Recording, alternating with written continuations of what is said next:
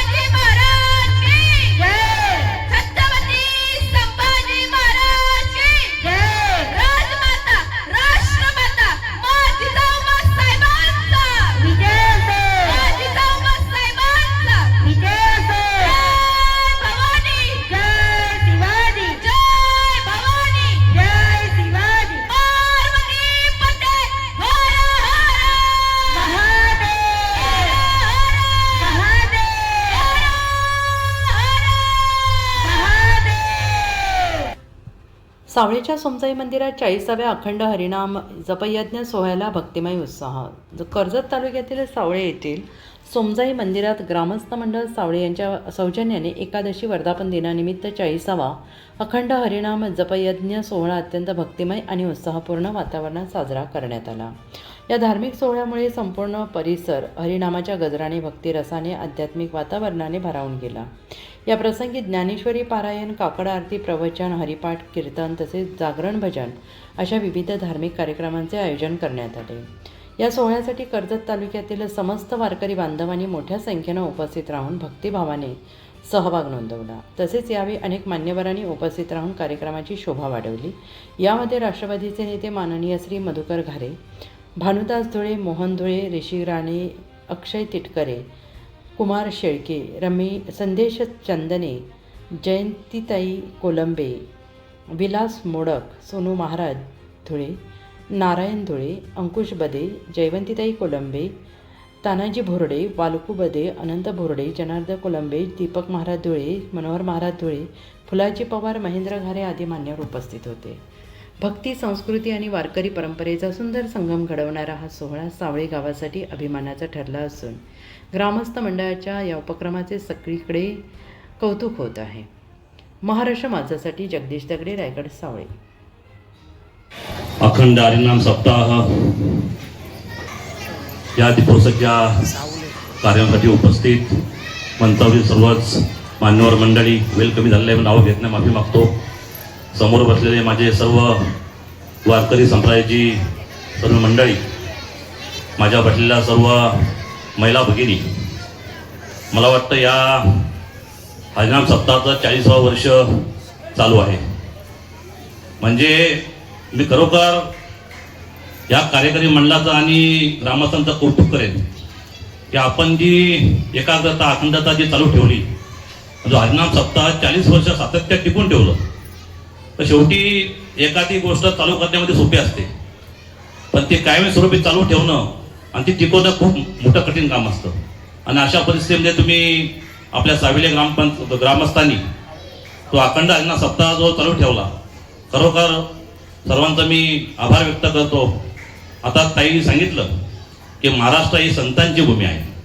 या संतांच्या भूमीमध्ये अनेक संत महंतांनी जन्म घेतलेला आहे आणि विशेषतः आपल्या महाराष्ट्रामध्ये मगाशीच माझ्या छोट्या भगिनींनी जी जयघोष केला छत्रपती महाराजांचा, त्या महाराजांचा जन्म त्या महाराष्ट्रामध्ये म्हणजे रायगडमध्ये त्यांची राजधानी होती आणि महाराष्ट्राचा जन्म झाला।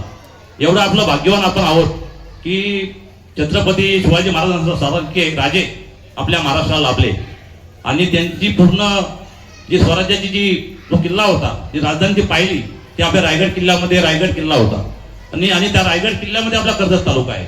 म्हणजे आपण किती भाग्यवान आहोत।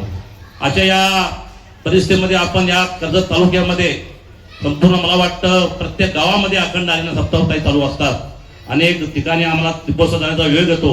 आमच्या या वारकरी समुदाय मंडळी सर्व ठिकाणी आम्हाला भेटते। आणि जर पाहिलं असेल आता वारकरी संप्रदायाचे सर्व प्रवचन करीत बसलेले आहेत, कीर्तन करीत बसलेले आहेत, आम्ही काय ज्ञान द्यावं। पण तरी सुद्धा आपण संतांच्या चरणी आपण लीन झालो पाहिजे। त्यांच्या हरिप्राप्तीशी उपाय धरावे संतांचे पाय, धरावे संतांचे चरण तेव्हा भेटे नारायण। म्हणजे तुम्हाला काय आपल्याला जर संतांच्या रूपात देव भेटतात, आपण संतांना भेटलो तर आपल्या त्यामध्ये आपल्या देवप्राप्ती होते। आता आपल्या ताईंनी एक चांगल्या प्रकारे काकाचा अभंग गायला। म्हणजे या ठिकाणी आपण गेले 10-15 मिनिटं बसलो। आपल्या या दंत्रीच्या जीवनामध्ये आपल्याला वेळ मिळत नाही, पण जेव्हा इथे 15-20 मिनिटं अर्धा तास आपण या कार्यक्रमाला येतो तर आपल्याला एक समाधान लागून जातं। सुख लागे तरीची तळमळ, तरी तू पंढरीची दारे ऐकवलं, तरी तो अवघाची सुखरपय होशी, मरण जीवनाचे दुःख विसरशी। म्हणजे आपण जर पाहिलं तर आपल्याला या विज्ञान विभागाकडे आपण जर चाललो असलो तरी अध्यात्माची गरज मित्रांनो आपल्या सर्वांना आहे। अध्यात्माशिवाय आपल्याला जीवनाला शांती ही मिळत नाही। म्हणून आपल्याला सर्वांनी आपण अध्यात्माचा अभ्यास आपण सर्वांनी केला पाहिजे। आज महिला वर्गांचा सुद्धा उल्लेख आमच्या ताई केला। शेवटी महिला ही आमच्या घराची संसार सांभाळणारी आमची एक महिला आहे आणि सर्व करून आज ती संपूर्ण अध्यात्मेकडे कीर्तन प्रवचनमध्ये जास्त संख्या असते। आमची पुरुष मंडळी कमी असते, कधी त्यांना त्या गोष्टीचा त्याग असतो किंवा त्या राग असतो। पण मी त्यांना सांगेन, लोह परिसाशी रुसले, सोनेपणाशी मुकले, तिथे कोणाचे खायबा गेले। तुम्हाला आपण एक लोखंड आहोत आणि ईश्वर संत हे परीस आहेत, त्यांच्या आपण जर स्पर्श झाला तर नक्कीच आपल्या जीवनाचा नक्कीच परिवर्तन झाल्याशिवाय राहणार नाही किंवा आपला जीवन सुधारल्याशिवाय राहणार नाही। अशा परिस्थितीमध्ये माझ्या महिला वर्गांना सुद्धा मी खरोखर त्यांचा आभार व्यक्त करतो। मग मला एक बहिणाबाईंची कविता आठवते, अरे संसार संसार जसा तवा तुल्यावर, जवा आता ना चटके तेव्हा मिळते भाकर। म्हणजे माझी महिला भगिनी सर्व संसार कुटुंब पाहून आज सर्व आपल्यासाठी झटत असते, हरिनाम कीर्तनामध्ये प्रवचनामध्ये सहभागी होत असते। मी सर्व महिलांचं पुन्हा एकदा आभार व्यक्त करतो आणि सर्व आपल्या वारकरी संप्रदायाचा सुद्धा मी आभार व्यक्त करतो की ही जागा आम्ही तात्पुरत्या व्यासपीठावर पाहुण्याहून आलो असतो, पण जर खरं पाहिलं हा हरिनाम सप्ताह तुम्ही पूर्ण करत असता। अनेक सप्ताहामध्ये संपूर्ण वारकरी संप्रदायाचा विनेकरी असेल, माझा मृदुंगणी असेल, माझा हार्मोनियम वादक असेल, कीर्तनकार असतील, प्रवचनकार असतील, हे हरिनाम सप्ताह पुढे नेत असतात। आणि आम्ही एक पाहुणे म्हणून आपल्या इथं आलेलो असतो, हा आमचा अधिकार नाही, तरी कुठेतरी तुम्ही आपला पाहुणे बोलवता, आम्हाला आदर सत्कार करता। खरोखर मी पूर्ण एकदा ग्रामस्थांचं कौतुक करतो, आम्हाला इथं बोलवलं, आमचा आदर सत्कार केला, त्यामुळे सर्व ग्रामस्थांचं कार्यकारी मंडळाचं पुन्हा एकदा आभार व्यक्त करून थांबतो। धन्यवाद।